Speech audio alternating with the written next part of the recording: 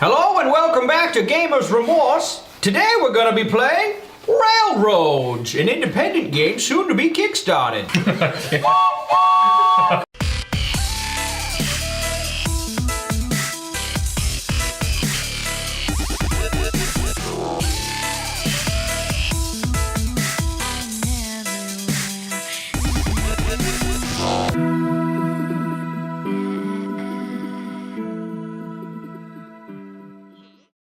Alright, so each player, after the deck is shuffled, each player gets 5 cards. Except the dealer, Except the dealer! who gets 6. Which at first I thought was like a bonus, and then as we played the game, I realized the way the game works. And it was to compensate for one of the mechanics. Compensation! And the first card is flipped over. And the first card is flipped over. And you have 6 cards in your The hand. first card is flipped over. At the beginning of my turn, I draw an extra card. Because I have 6 currently, and I need 7. You're Alright, I crazy guess I'm awesome. I pass 1 card and then I discard. That's right. Correct. There you go, sir. I'm gonna discard 3 cards. Hindsight. 2020. Hindsight's in 2020 here. Lost round. Taking 1 off the top, I see. So it's 2 tracks. Yeah, this requires 2 tracks. Okay, so but is that the only thing I can You also do? need 2 tracks, Oh. engine, and cargo. And cargo. Engine and cargo? Yep. I think I actually. Let me. Yeah. Do you have the engine? He has the engine. Boom. And flip it.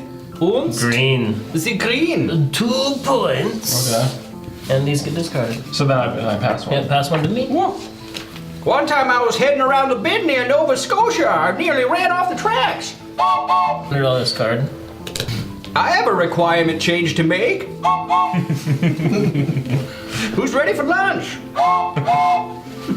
So I get this. It's blue, so I do not get to keep any of these. And I will pass that to you. Thank you for your past card and gas. I have 4 cards here, so I need to draw up an additional 3. I'll have simple math in my brain. Bink, Oh, snap. bink. Oh, snap. Oh, snap. Doot, doot. Eric, you's gonna love me. I Oh, want to draw, but I can't. honey boo boo. You loves me, Eric. Only slightly. You be giving him I'll a take train? that. That's my sexy toot.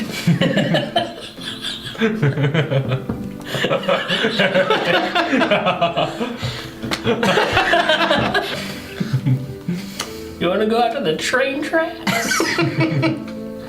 We can be gnashing alone.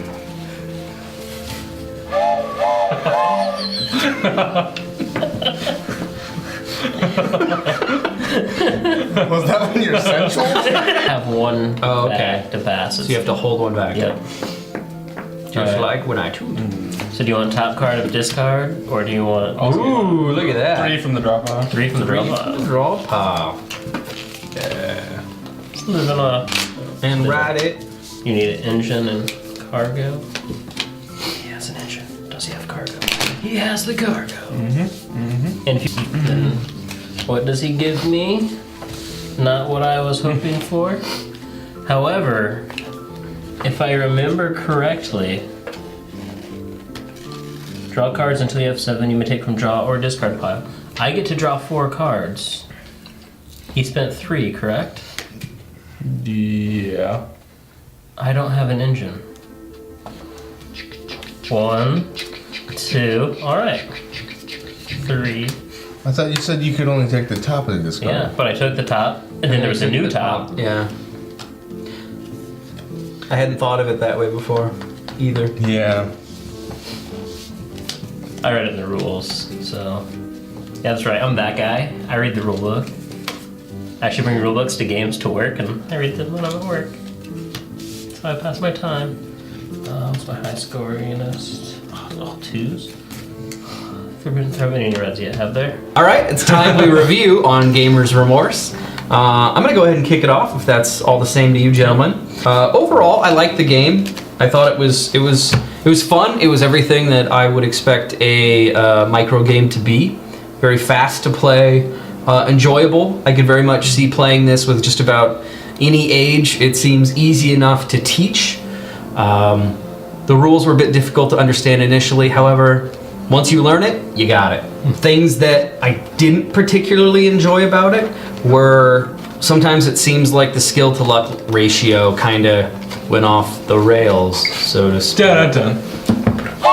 I will say it's a good game, but it heavily relies on luck.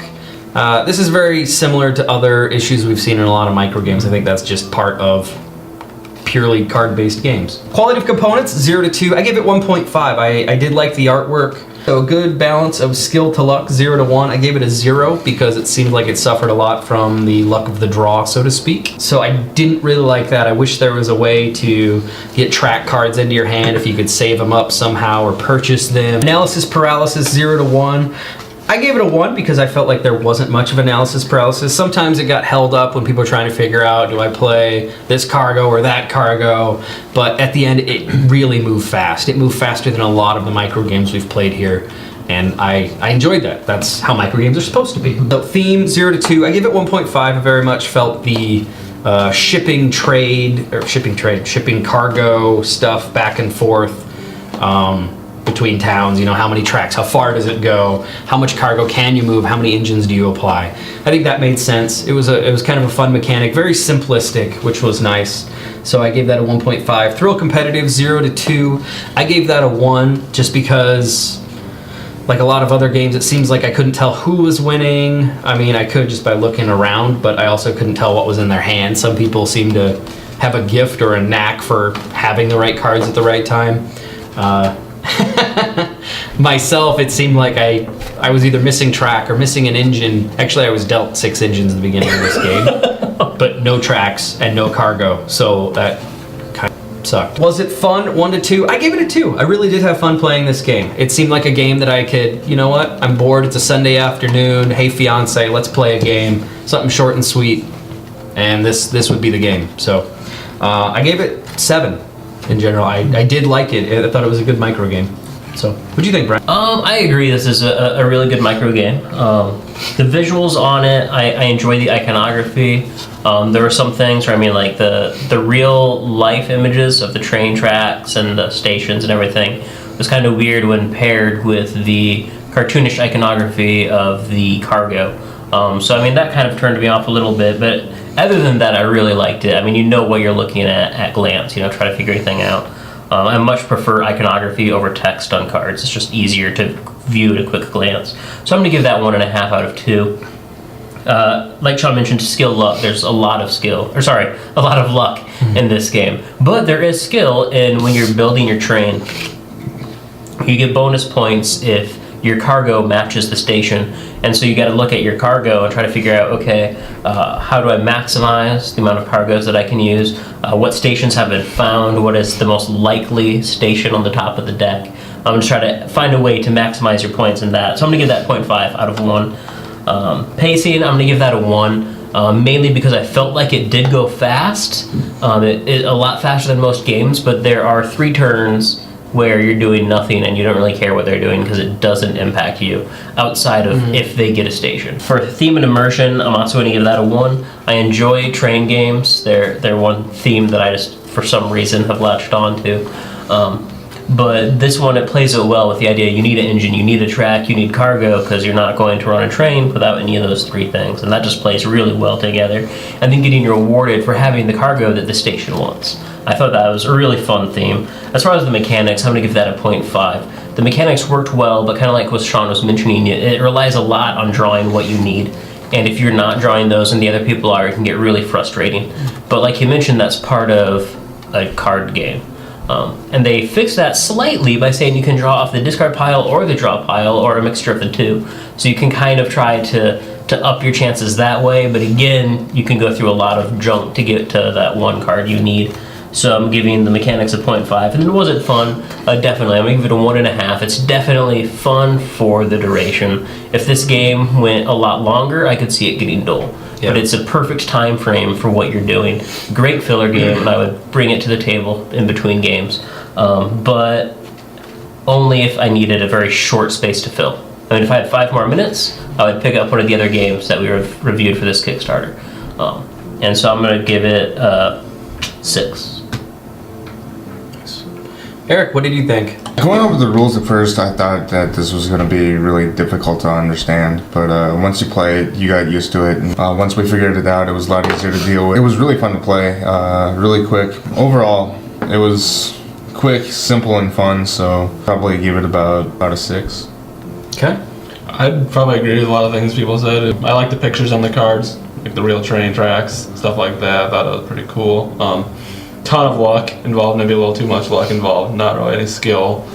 But it was fun. It was really fast, which is always good. So I'd probably say give it a 5.5 out of 10 myself. So while Brian's totaling that up, I'd like to talk a little bit about improvements. Sometimes I'll talk about improvements to a game.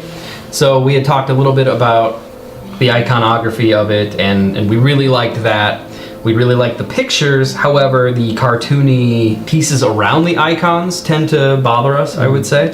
So what I would do is I would simplify this graphic. I would get rid of the silver frame, if you will, to a lot of these pieces, right? And then if you just did a very simple, icon, and then you maybe did like a flat stroke around it, I think that would go pretty far to fix the issues. Also, get rid of drop shadow. I think that's also clouding up the area. It makes it appear very cartoony, and I don't think that's the look you want to go for. You don't want to overlay cartoons on top of real photographs.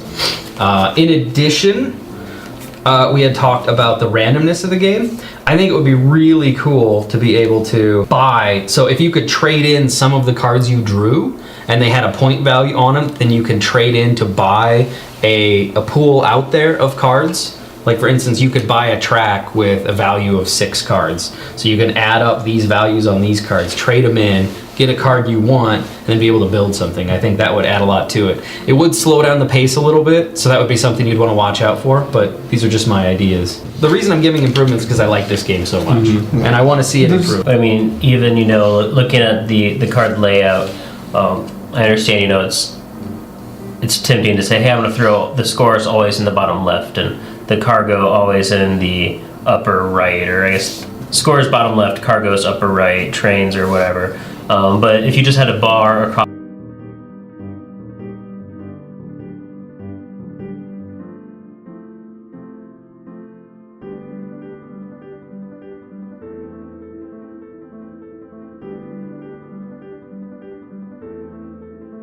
Next stop, Coopersville. And your mom's house. First card is flipped over. Hindsight's in 2020 here. How about them income taxes? All strong. Taking one off the top, I see. One time I was heading around the bend near Nova Scotia. I nearly ran off the tracks. I have a requirement change to make. Who's ready for lunch? given I'll take that. That's my sexy toot. This game's awfully intense. That's awfully sweet. Hello and welcome back to Gamers Remorse. I already did this clip, so cut. Let's start a game.